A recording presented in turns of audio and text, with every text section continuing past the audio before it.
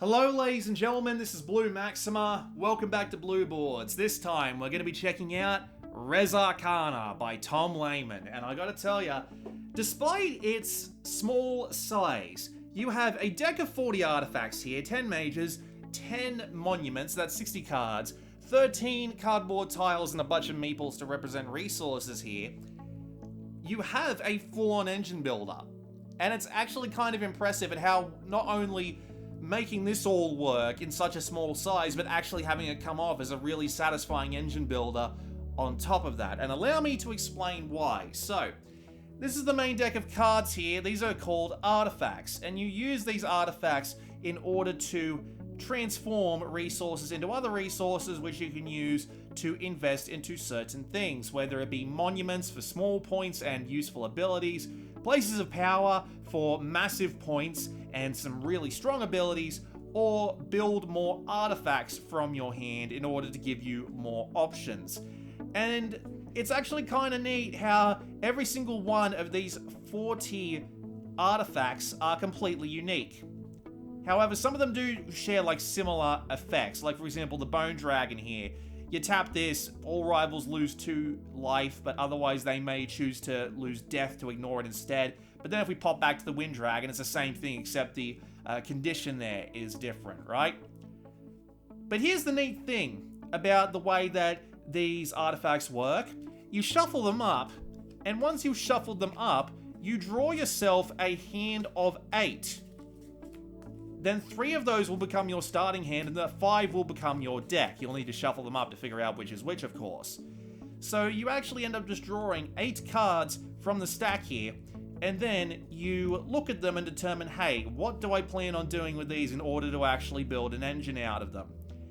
And despite the fact that you might expect this to be almost completely unworkable, just because there's 40 unique cards here with their own abilities and be easy to make an engine that doesn't work, in my experience, that has almost never been the case. There's almost always been a way to make an engine work out of all of these. Let's have a look through and see what we can do. So, the Cursed Skull, that's interesting. So, 2 resources of black. I'm just going to be calling them like red, green, blue, or black if I can't remember their names, because they do actually have names, all things considered. It's just I can never remember them. Like, Life and Death makes sense, but Elan and Calm, weird. But again, I'm not shitting on the game for that. That's fine. Althanor, very heavy on the red production. However, you spend a lot of red, you can turn it into gold. Interesting. Okay. The Celestial Horse just gets you 2 resources right off the bat that aren't death. That's kind of neat. A Water Dragon, that'll hurt people. The Crypt, which is good for getting black. And then you can place one of your discards at -2 its cost. Ooh, that's interesting. The Elvish Bow, the Wind Dragon, so that's another attack power. And then the Dragon Teeth, so you can tap this and spend 3 fire to place a dragon at 0. So we've got a few things to work with here. We've got 2 dragons in our deck, and we've got the Dragon Teeth that lets us work with that. We've got the Cursed Skull, which can let us produce a fair amount of resources if we get some greens. Althanor, which will let us produce a lot of gold, and the Celestial Horse will get us a fair amount of starting resources to start with. And there are always these little considerations to be made when you're looking through your initial deck of 8. And this is the only stuff you're going to have. You're going to shuffle these, and you're going to get 3 to start with. And there are always a couple of other things you can do as well to improve your engine, because you're going to get 1 of 10 unique mages, and you're allowed to choose 1 of 2 of them. They'll be shuffled out and drawn out randomly, and you'll get to pick one of them in order to enhance your engine. And there's always 1 or 2 that'll be useful to you along the way that you're going to end up getting as well. So again, minor amount of components, but an impressive amount of interconnectivity. And then you've got the magical items on top of that. You'll have 1 of these each round, and they all have really neat effects too. You'll be able to basically use them once, and they can give you all sorts of stuff, like a free resource. Being able to change resources into other resources, being able to use a card twice, and being able to draw cards. So you might think to yourself, okay, I've got a lot of dragons in my hand, let's get 1 of these resource producers. Or maybe I need to get like divination to replace my entire starting hand, or research just to get me another card, which I can then discard for some more resources throughout the game. It gives you options. It gives you a lot of flexibility. It gives you the opportunity to look through what you've got and decide, okay, I need to do this, this, this, and this in order to start making my way to a workable engine. And that puzzle is very satisfying to think through and get a hang of over the course of the game, especially since there are so many roads you can go down. Since again, I already talked about like being able to bring out a lot of dragons, and when you bring out 2 dragons and just start tapping them every single turn in order to attack your opponents and drain their gold, it makes things a lot of fun for you and very painful for them. But all of these have their own unique little effects and their own little ways of playing around. You might end up with a lot of green generation, so you might think, okay, I need to start generating a lot of greens so I can go for something like the Sacred Grove, because the Sacred Grove is a good usage for all those greens. If you're generating a lot of black, you might want to go for something like Catacombs of the Dead. You draw all 5 of these places of power out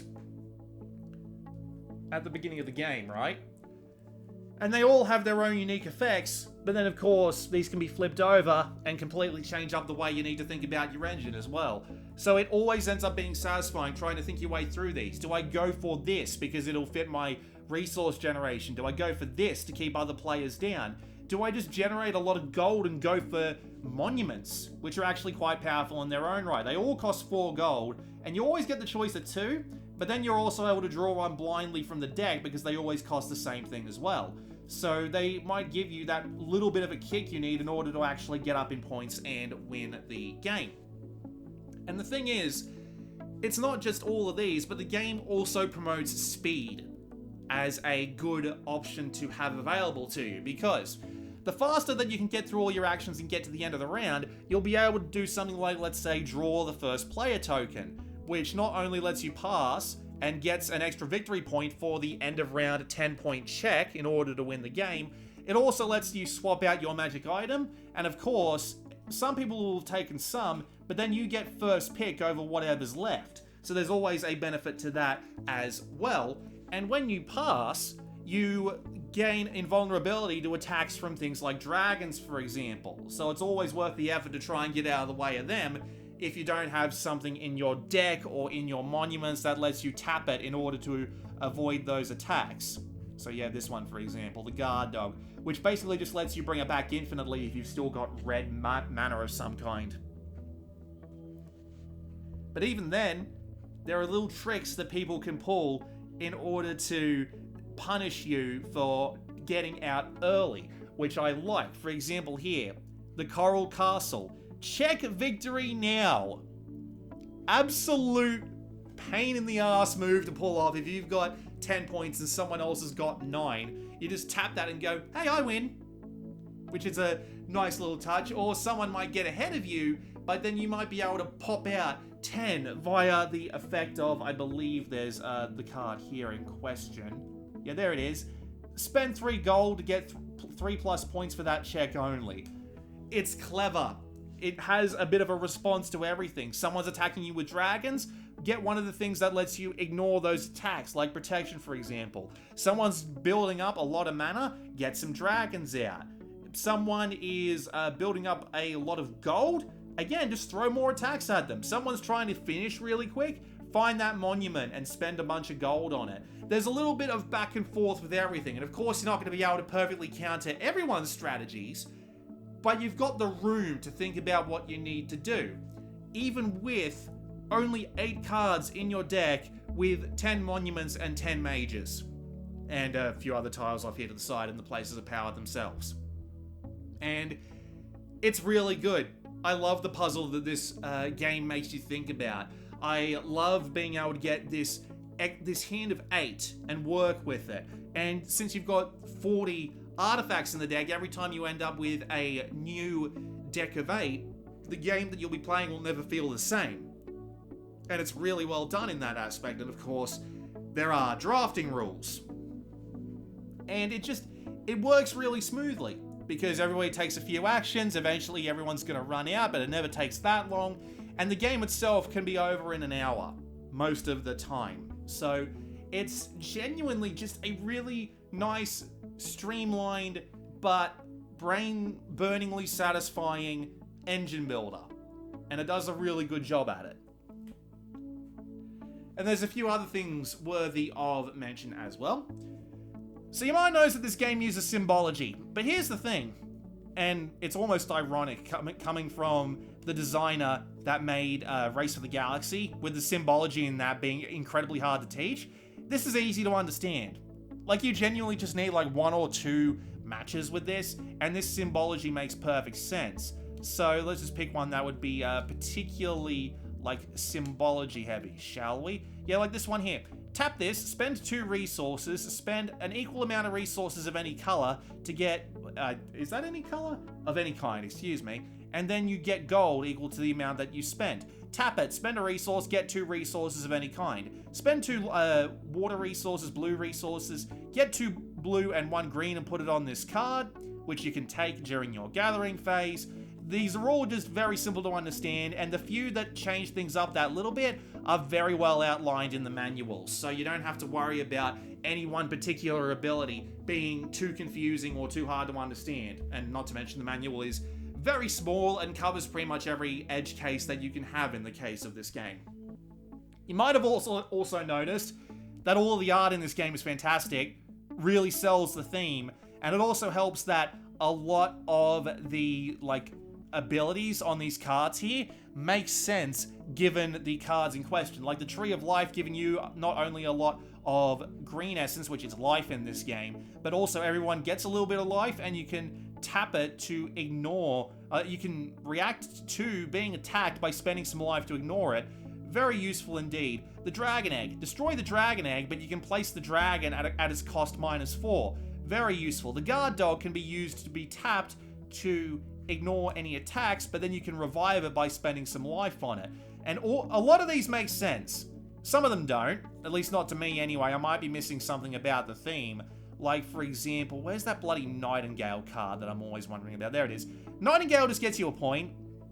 I'm not entirely sure if there's something about, like, the mythology behind this game that makes this make any sense, but I wouldn't know myself. But yeah, the majority of it just thematically fits, works together really well, and of course the symbology is really well designed, but the symbology is also really helped out by the very easy to understand double-sided player aid card that tells you all of the symbols and how they get used in pretty much every single sense. It's a very well done set of player aids, and it makes the game incredibly easy to understand. You also, of course, have this really nice resource tray, which makes the game incredibly easy to pack up and just stick back in the box. And of course, it's always really nice when you've got all of these completely different, like, wooden pieces. And they're all, like, different sculpts, too. Like, this one here looks like a bit of fire. Meanwhile, this one here looks like some sort of, like, weird beaker or something. It's meant to be life. Then you got the gold resources here, which are worth more. And it's just nice to have all of these little pieces. Like, there's a ton of them in there, so you rarely need those 5x multipliers in the middle. It's just nice to have some proper, like, tiny resources to just fiddle with and feel like you've got this huge pile of resources, this extensive set of 8 artifacts in front of you that you can use in whatever way you want in order to continue building out your engine. But the one last thing I want to praise about this game, and I know this is a bit of a stickler for certain people, but hey, it's got a really nice box insert. All your cards go in there, all your magic tiles and your first player token go in there, your places of power go in these 2 inlets here, and then that tray goes right on top, and it all just fits, and it doesn't feel like it's wasting too much space, and it's actually a really small box. Like, it's genuinely just a small box. Here's my hand, for example. It's not even the height of my palm, and it's not even like the length of my hand, and I got pretty big hands.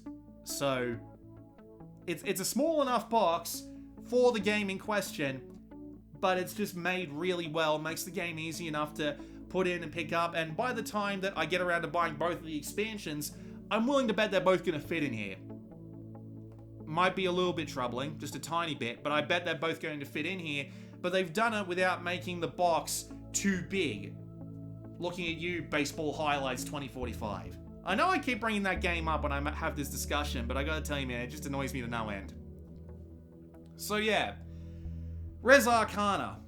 It's a really good engine builder in a really small package. The 40 artifacts are all unique and give you tons of ways to go about things, whether it be generating resources, gold, attacking other players, defending yourself from those attacks, using different combinations of tools to get to different resource generation so that you can buy different places of power to really build up your points, or go for gold generation for the monuments, which are all always useful. Having those extra options off to the side, like having 2 mages that you can pick at any time, at the beginning of the game, I should say. Having the magic items that you can use in order to just boost your engine up just that little bit more. The speed of the game is really well done. It's over very quickly. It rewards you for being fast, while at the same time potentially leaving your back open for other people to swing in and steal the victory. And it's just a really nice production. It looks really nice. The symbology works almost perfectly. Tiny bit of a learning curve, but nothing that's not easy to get over in 1 or 2 games. And the box is just really well designed, doesn't feel too big, is able to store everything, and feels like it has room for more without feeling like it's over the top in terms of size. I just really like Res Arcana. It's very well done, and I wholeheartedly recommend it to, well, pretty much anybody. Give it a try. It is absolutely great, and I look forward to getting my hands on both of the expansions when they bring out the second one in Australia, and I can actually get around to buying both at the same time. With that said, this has been Blue Maxima. I'll see you all next time.